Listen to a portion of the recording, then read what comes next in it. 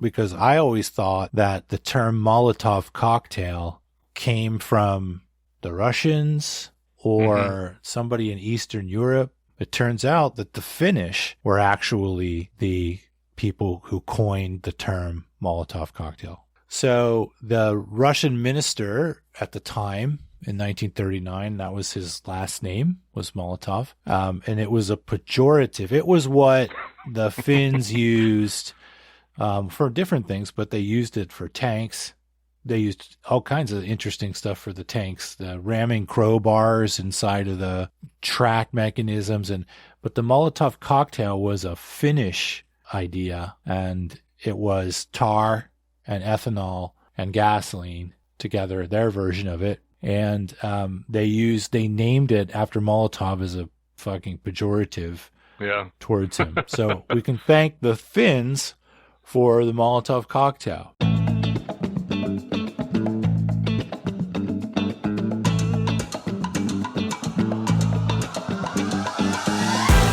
What's going on, everybody? Welcome to Season 2 of the Liberal Gun Owner's Lens podcast. I am Miyanovich, and I will be your pilot on an unprecedented ride through the most innovative and forward-thinking analysis of the relationship between humans and guns on planet Earth.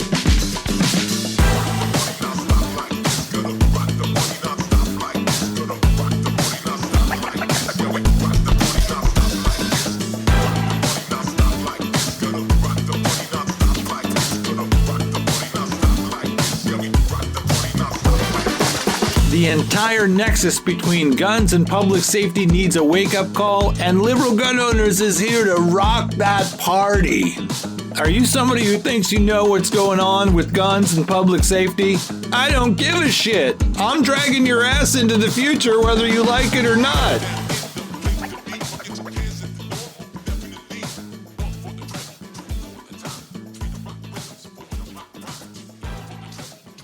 So, John Magnuson, welcome to the Liberal Gun Owner's Lens podcast, man. It's great to have you back. Randy, it's great to be here. Nice to see you again. Nice to see you again. I think I need to do more of these with you because then I'm forced to have a relationship. Then we can have a relationship, actually. So so you recently have retired, and we were just talking about that. You're enjoying your life a little bit more. Have you, in your retirement, purchased any new pieces for your milsurp collection? I really ramped down in the last, 8 months. I mean, my rate of acquisition was pretty high for a few years, and it was surprisingly not too painful to do that. But I guess I've achieved a lot of my goals in my collection anyhow. But I finished paying off. It was like a 2-installment payment for a scope from France for my FRF2. Scrome did a special production of scopes just for that rifle. So that should be on the way late 2023, early 2024. What was the price point on that, if you don't mind sharing? Oh, insane. 3,400 euros for the scope. Okay. And scope mount. Yeah. I have never paid anything anywhere near that for glass before. But it's like, well, going to complete the thing as close to original. It truly is original configuration, just new production scope by the original manufacturer and all the, the same reticle and everything. So, yeah. So do you think that since you've ramped down here in the last 8 months, do you think a lot of your purchasing over the years had to do with tension over your career or tension from work? You think that was feeding it? Oh, I'm definitely, kind of got the OCD spectrum thing there. I mean, my cycling is that. It's a healthy outlet. But my collecting is the same way. Oh, I got to get, this manufacturer or this year or like I discussed last time, I started this off, I thought, oh yeah, it would be nice to have like the rifle from the 5 major participants in World War II, and then I'd be all good. Couple of orders of magnitude later. Yeah. I didn't know if there was any, you've been working at the same job for a long time and you were like, fuck this place. You know what? I need another Mosin today. I didn't know if there was any of that going on. No, I mean, it was never, my job was never fuck this place. It was good employer, work I was passionate about, people that were awesome, but the relentless pursuit of funding to keep my team going, because we're 100% soft money in the scientific enterprise at the national labs, and oh boy, that weight just was always there. Yeah. So, but yeah, it was an outlet. I mean, sort of this obsession over collecting was like an additional hobby beyond my healthier and cheaper hobby of cycling. Right, working out. Was as an aside, were you in charge of like a fundraising for your team, or did somebody else take care of fundraising? No, I mean it's for in science, you're always writing grant proposals, and depending on the type of funding, the fund line can be at the 3% level. 3% of submissions get funded. Up to, in the best cases, maybe a quarter. But you're always competing. It's a very competitive field. We're always looking for money, and the proposals the projects that you win are typically a 3-year timeline, sometimes 2, rarely 5, which is it's both the stochasticity of funding, up and down, and with a constant team, how do you manage that? Yeah. As an NPO guy myself, and I can relate. Have you ever had to let people go from your team because you didn't get enough funding? I haven't. I was, fortunate in having sustained funding, and I left it in a good place. When I retired, I did a lot of succession planning to make sure it was in pretty good shape. I lucked out. Well, good for you. This is helping me as executive director of Liberal Gun Owners. It's always a thing. Raising money is always a thing. It never goes away. So it's just good to hear when I do hear it that we're not the only people. I'm not the only one. It's part of the gig. Yeah. Yeah. And you think of science, I'm in all my training in science. It's like I got almost no formal training in what I ended up doing in my last 15 years of my career, which was project management, team management, writing proposals, which I did really throughout my career, but none of that was all on the job. So as far as the writing and presentation stuff, I mean, the liberal arts half of my education as an undergrad was so key, for science. Right on. Which is cool. I mean, you oftentimes when you have something that you love or you dig, you have to get comprehensive. You have to widen to support that passion or that enjoyment, because then other people are in control of it. Other people are in control of it. Other people are influencing it too much, or there are other forces that might influence it. It's a tough lesson to learn when you have a passion about something. But I think just about everybody has to go through that.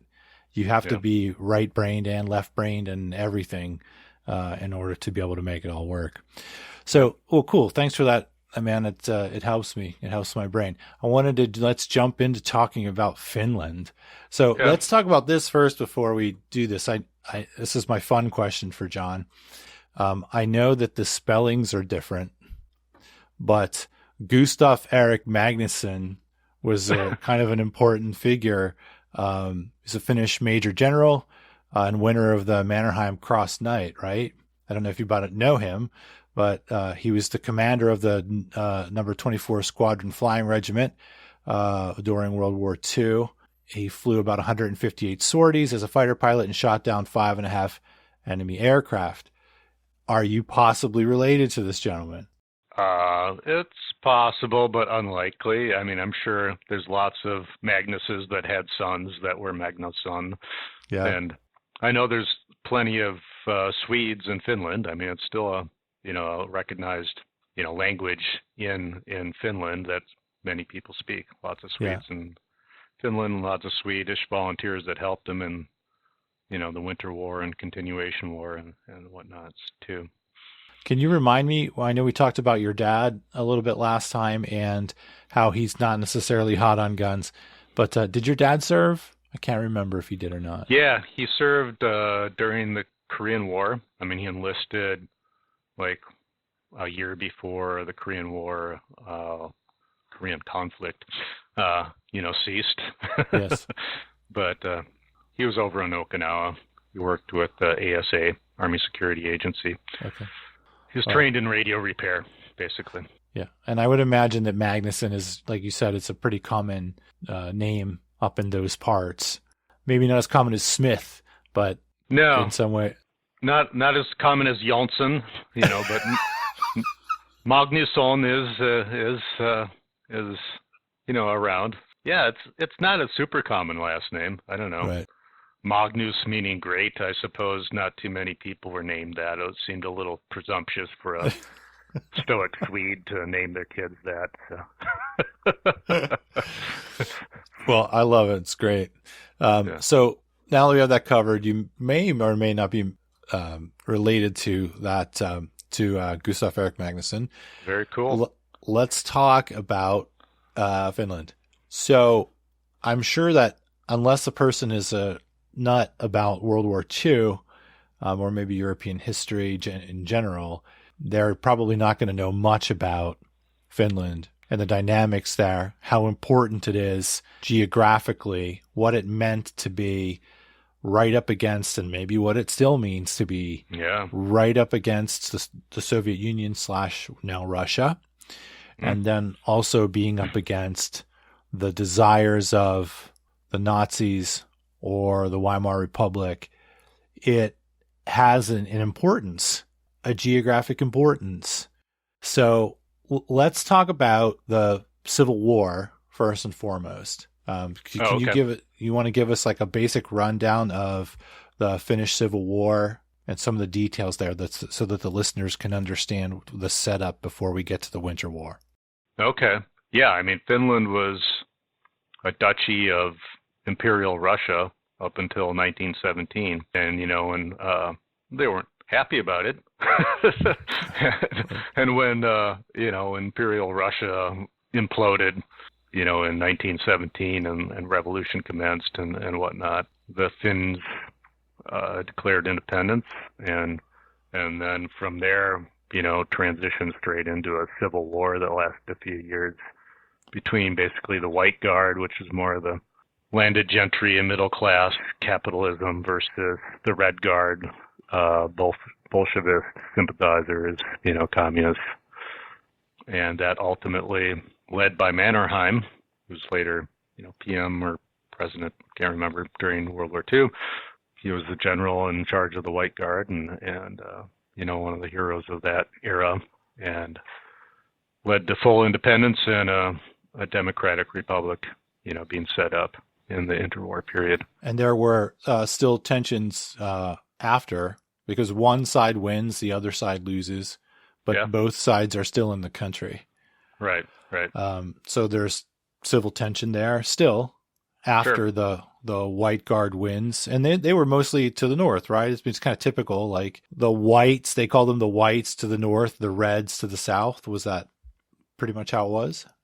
I'm not super up on it, but that's my understanding. North and central part of the country. I imagine, like any place, a lot of the power elite were in the big cities too. I imagine it was more blended within Helsinki and Oulu or whatever, et cetera. Yeah. The two major cities. But I mean, the interesting thing for the firearms development is, the White Guard sort of transitioned to the SKY, or what is it? Juskunta, or I don't know the Finnish pronunciation exactly, but basically the Finnish Civil Guard was sort of like the separate military organization aside from the army. And so we're talking about this because it informs our reality for talking about the Winter War, because obviously, and I know even less than you do, but the Finns had access to Russian rifles. That was the majority of what they had, and they used in their stockpiles. That's correct? Yeah, all of their rifles, their bolt-action rifles were really from the Mosin or Mosin-Nagant lineage, starting from the M91. So they either, captured from rifles that were in country before, up until 1917, possessed by the Russians, or a lot of them purchased interwar from Austria and Germany and elsewhere, and they used those to design their, either, refurbish them or design their own based on the receiver of the Mosin Nagant rifle. Okay.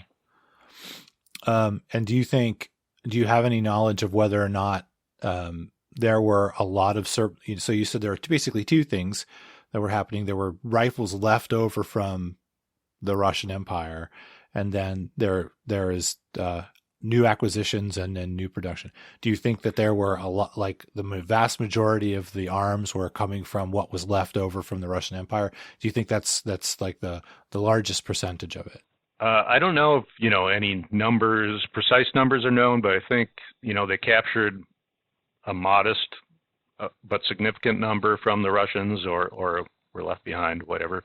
But they purchased a lot in the interwar period. And so the Finns, they made just about everything except the receivers. So there were enough, between the millions of M91s, the Imperial Age battle rifle, lawn rifle of the Russians.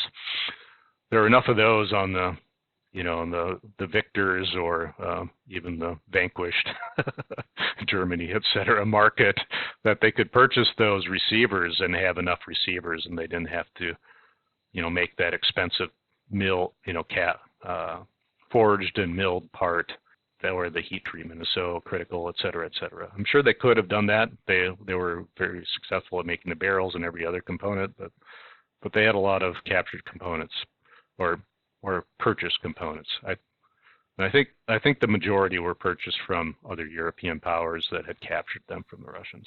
Okay. So yeah, I just wanted to establish that point that when we're dealing with Finland going into the Winter War, we're dealing with mostly Russian hardware design. Yeah. The base design is the Russian receiver and the 7.62 by 54 rimmed round, which is a very capable, typical high power 30 caliber round that, everyone was sort of equipped with something similar to that in World War II. Yeah. And just to go back a little bit, when we're talking about the ultimate result of the Finnish Civil War, where the White Guard wins, where the Whites win and the Reds lose, the Whites were assisted somewhat by Germany in that.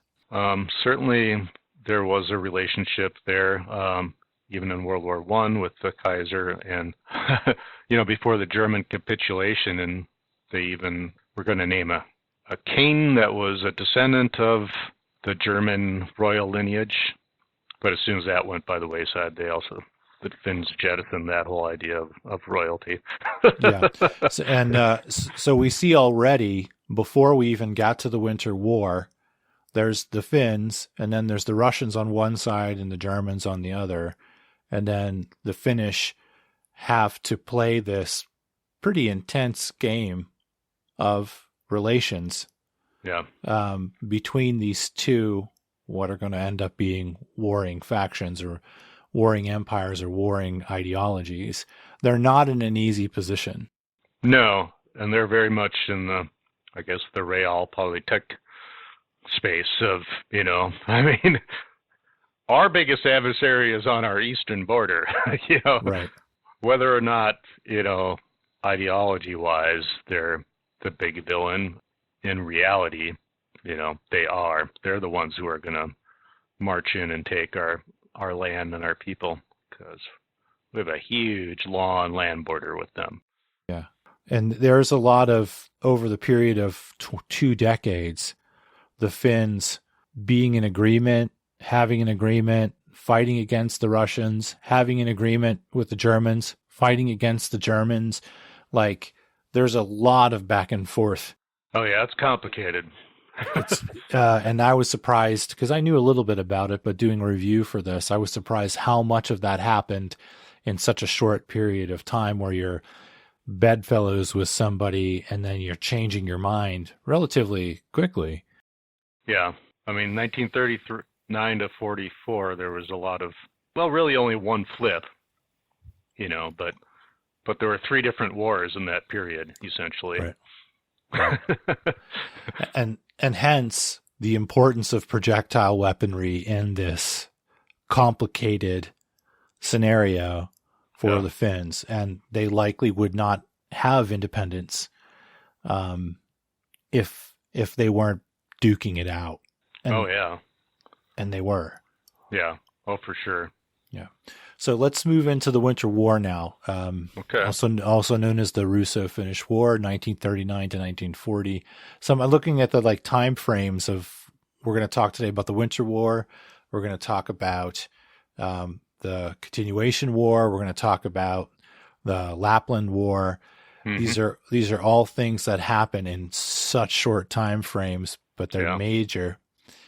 And when I think about war in the contemporary context, like Afghanistan or this shit just stretches out forever. These wars were powerfully explosive and short. Right. A whole different reality. But I think we've established that the Soviet Union has a boner for Finland. Yeah. Yeah. Big time. Oh yeah. I mean the Winter War was November 30th, 1939 to March 12th, 1940. So only 3.5 months. But the short-term lead up to that was, August 1939, August, September. September 1939, Germany invades Poland, and then, shortly thereafter, Russia invades Poland from the east, the poor Poles. Getting sandwiched between two horrible powers. But anyhow, the Russians were, seeing the writing on the wall in the future, even though they had non-aggression pact with the Germans, that they don't like the Finns and potential German allies being within miles of St. Petersburg or what was it? Leningrad. Leningrad, yes. Excuse me. At that time. So they, start making demands. Yeah, move farther back on the Karelian Peninsula, give up your Mannerheim line, deconstruct it, give us some islands in the Gulf. And the Finns are internally they're saying, are you frickin' kidding me? Yeah. But diplomatically they're saying, well, let's think about it and we'll come back with another proposal. Meanwhile, hurry up, let's mobilize. Right. Yeah. It's not that the Russians didn't have a good point strategically because they were concerned about Leningrad, and then Leningrad ends up being the bloodiest battle ever in the history of all war. So you can see why they would be concerned, because most people don't know about Leningrad and how fucking bad that was. Oh my gosh. Yeah, that was, starvation and privation of every kind. And just geographically, it's so vulnerable with Lake Ladoga there on the north. And, Russia didn't actually have a land bridge around Lake Ladoga because that was in Finland, so just looking at it objectively, realpolitik again, it makes sense to make those demands, but it also makes sense from the Finnish standpoint to say, fuck you, we got rid of you 20 years ago, we're not giving in to you again. Yeah. Yeah, so, and that Karelian Isthmus is a very, very important piece of land, and we see, some motion back and forth over it from the Winter War through the Continuation War, and we see times at which the Finns are putting up an amazing defense. Oh yeah, and then they can't anymore. Yeah, in the Winter War, it was just basically an attrition type thing. Just 3.5 months, and they fought. It's the David and Goliath story. Everyone loves that. Just independent of the politics of what was going on. They were, outnumbered 2-1 in personnel, and obviously the Russians had a deeper bench in terms of their army, but in terms of what they deployed there, I think it was like 450,000 Soviet troops and facing off against 250,000 Finnish troops and Civil Guard troops, that were integrated. And in terms of, equipment, holy buckets. I mean, some of the, like tanks, it was like 100-1 advantage for the Russians. I think aircraft 10-1, artillery 5 or 10-1 or something like that. But the Finns were fighting on their own turf, and basically an area that, the modern day equivalent, I suppose, of the Karelian Isthmus would be like a national forest with a couple of significant national forest roads that ran through it, and that was it. So it was very interesting from a tactic and strategy standpoint. Yeah, and we see again this deal with weather coming in and affecting things. So weather and equipment, weather and leadership, weather and strategy. So one of the things that I noticed was important was that the Finns had white camouflage. They knew the land.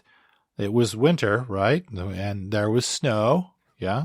Yep. And the Russians had khaki brown shit that made them stand out. Yeah. Right. That greenish brown Soviet color. Yeah. Right. So there's a major advantage there. The cold is a major advantage.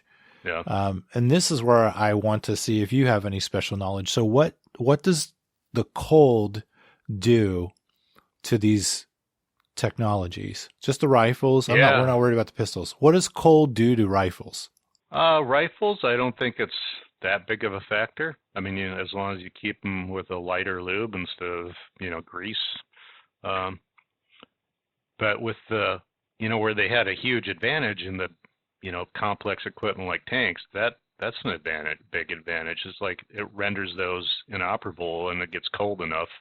You can't, if your diesel gels up, you can't start your tank, or if it gets too cold and you don't have enough cranking amps or people to turn in the crank or whatever, it's not going to go.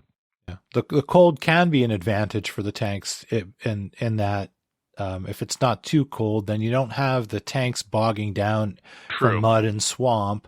But then there's the point where it becomes bad for that.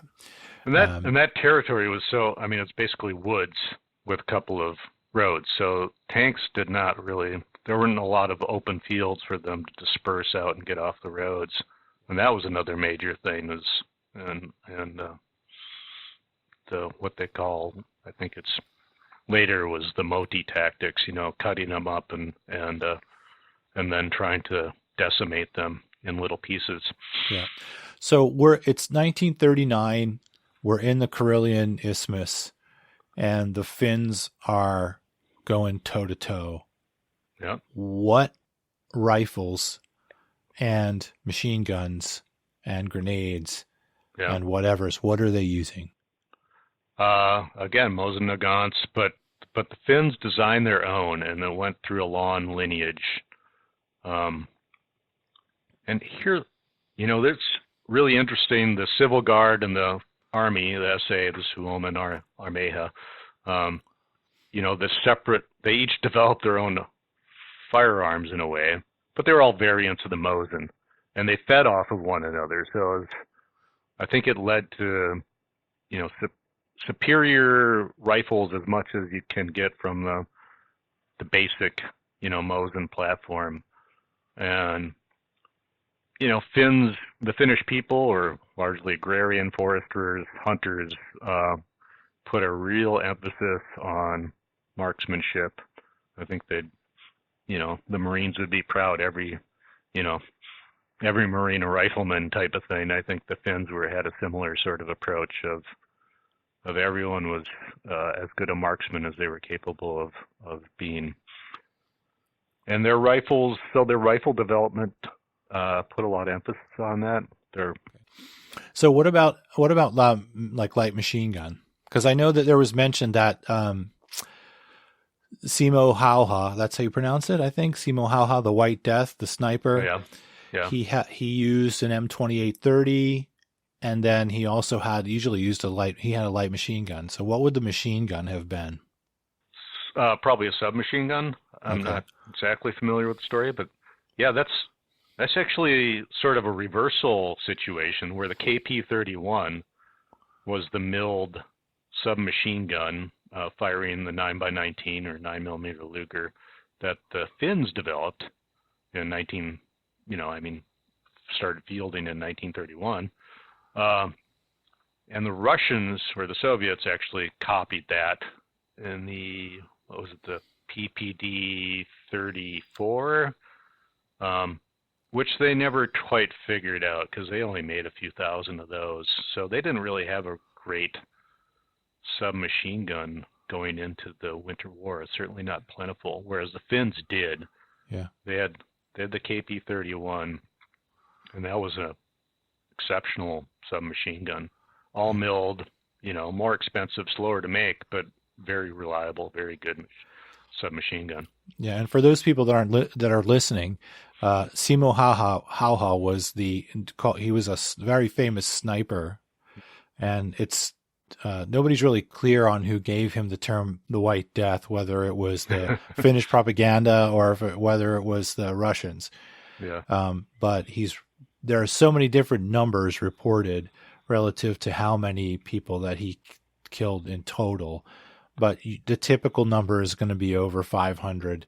And people who kind of get into the details usually split it into how many people he killed with a rifle, with the Mosin, and how many people he killed with machine gun fire.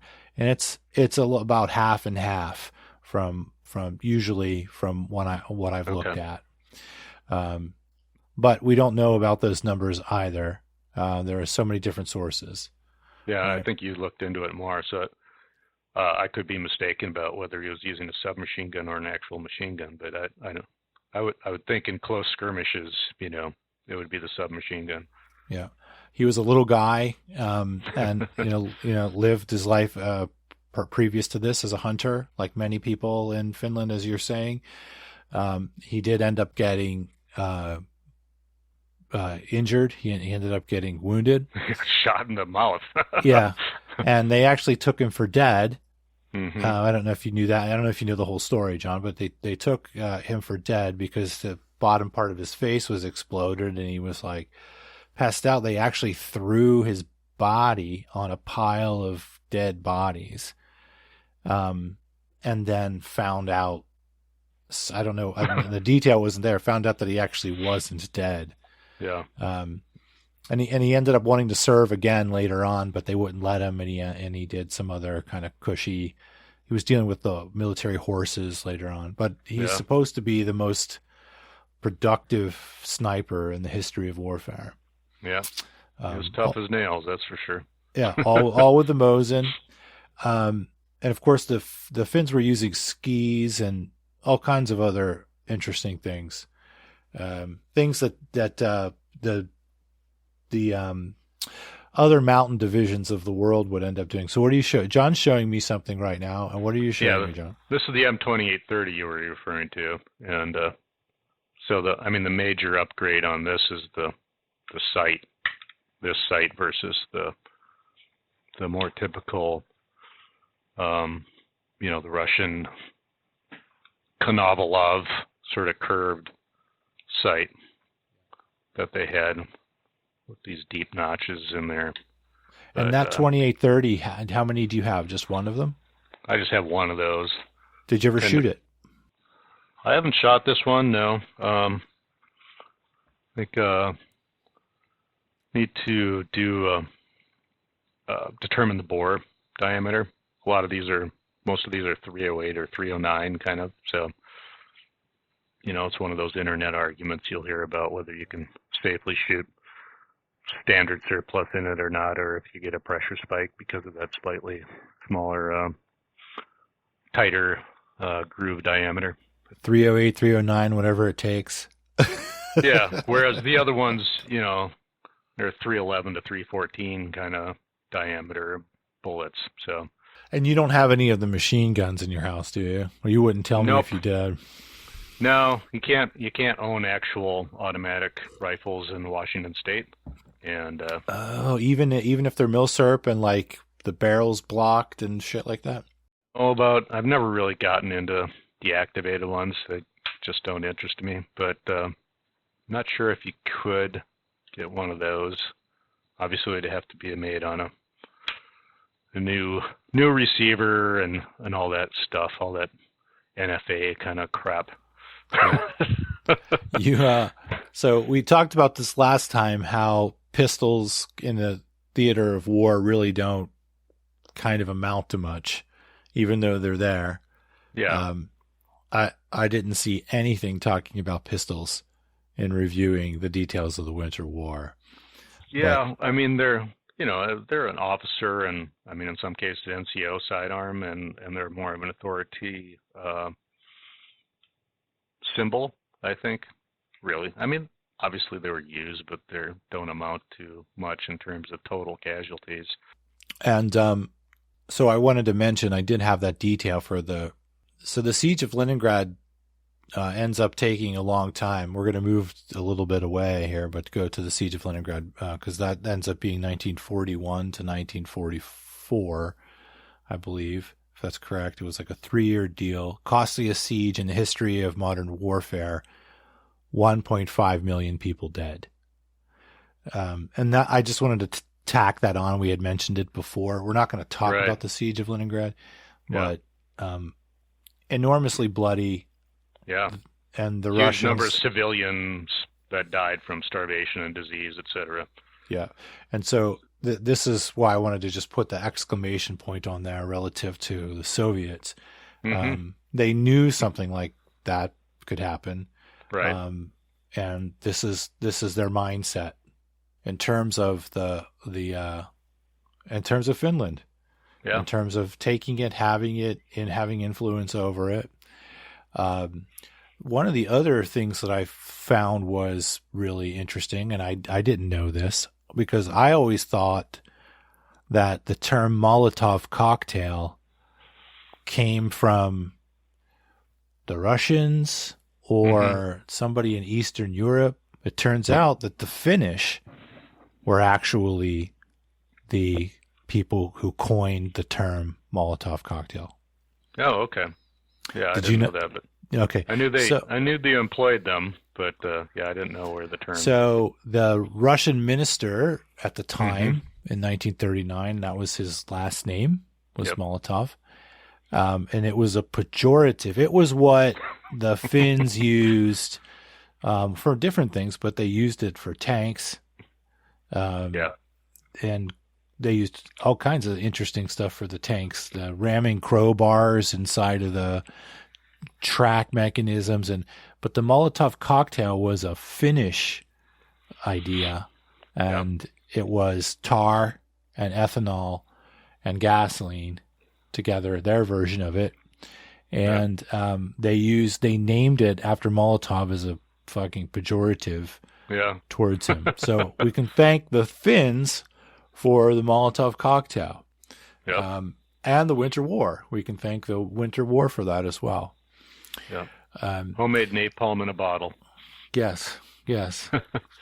Used throughout the world as the great equalizer from the common people to the agents of officialdom and such.